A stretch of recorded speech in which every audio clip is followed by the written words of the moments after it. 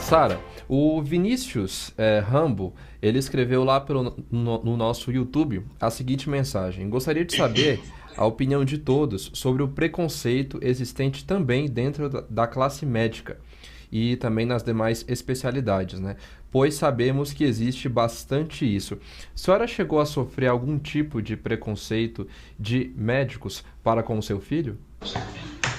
Olha, eu não sei te dizer se isso chegou a ser um preconceito, mas de certa forma a médica contribuiu, né, para isso. Meu filho ele estava com um problema e eu fui levá-lo para o hospital geral, não era nada relacionado com a esquizofrenia. Como eu sempre conversei muito com ele a respeito da doença e o psiquiatra dele também sempre foi muito aberto, eles têm um vínculo muito bacana, né, muita liberdade para falarem um com o outro, então ele confia no médico. Quando eu levei a esse hospital geral, ele já chegou falando assim: olha, eu tenho esquizofrenia, né? Eu sou esquizofrênico e tomo remédio. Ela falou assim: você não tem que falar para ninguém que você tem esquizofrenia. Aí eu já não aguentei, cheguei para ela e falei assim: você sabe há quanto tempo eu venho trabalhando para que ele aceite a doença dele e ele aceitando, ele com certeza o tratamento dele vai melhor? Eu falei para você, numa sentada aqui, numa palavra, você estragar com tudo isso? Então, esse para mim foi assim um grande obstáculo que eu não digo obstáculo, mas ela vindo de uma médica, né? Eu acho assim que foi muito errado da parte dela, porque infelizmente tem médico psiquiatra que fala para o paciente, você não fala para ninguém que você tem esquizofrenia. Eu particularmente eu acho errado, sabe? Porque eu acho que isso contribui para que eles não aceitem a doença. E sendo assim, eu acho que aumenta mais ainda o estigma, escondendo a doença das pessoas. Então, eu enfrentei apenas isso. Ok, Sara. Doutor Alfredo, gostaria de Só saber. complementar, Lucas, Fique à uma vontade, questão doutor que a Sara Leonardo. está colocando. Fique à vontade.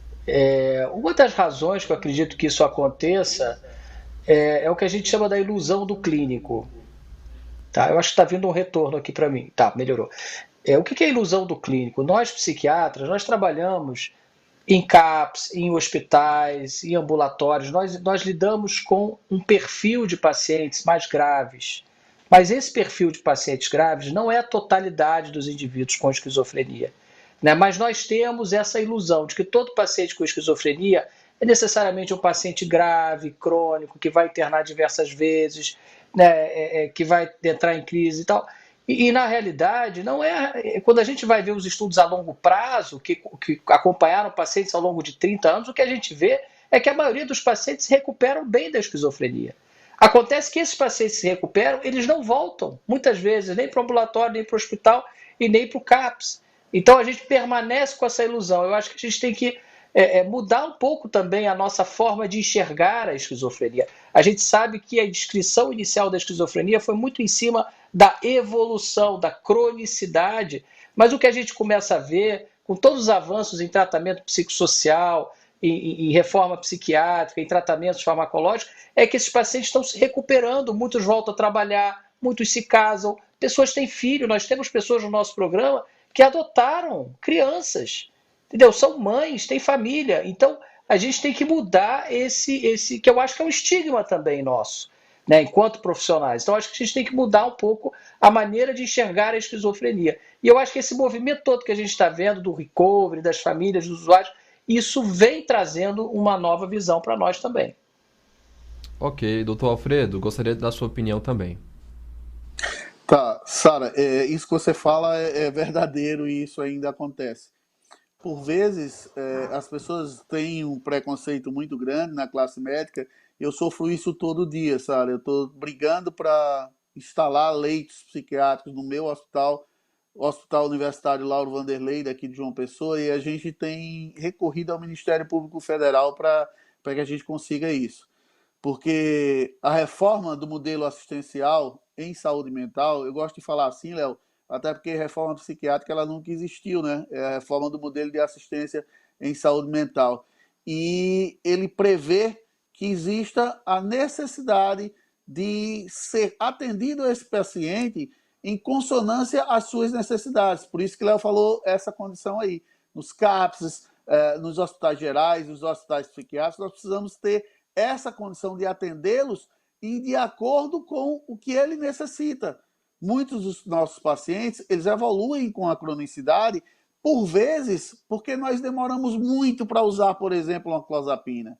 Porque nós demoramos muito para entender que esse paciente precisava ser medicado e que ele precisava ter direito a uma psicoterapia, né? Porque ele precisava ter direito a uma terapia ocupacional, porque ele precisava ter direito, principalmente, por exemplo, a uma condição do governo de pagar um valor para ele, já que ele está incapacitado diretamente ao trabalho, já que ele não tem direito, por exemplo, a uma condição de defesa dele, jurídica até, em desacordo com o que nós temos, que todos nós temos direito a uma defesa. O paciente esquizofrênico, que às vezes comete um crime, e o comete porque está dentro de uma condição grave de doença mental, muito grave, que não tem, às vezes, acesso a uma medicação de qualidade, a um atendimento de qualidade, e aí ele tem essa condição, claro, de cometer um crime. Então, esse preconceito tem que parar, e ele precisa parar principalmente por nós, médicos psiquiatras, e principalmente nós, médicos formadores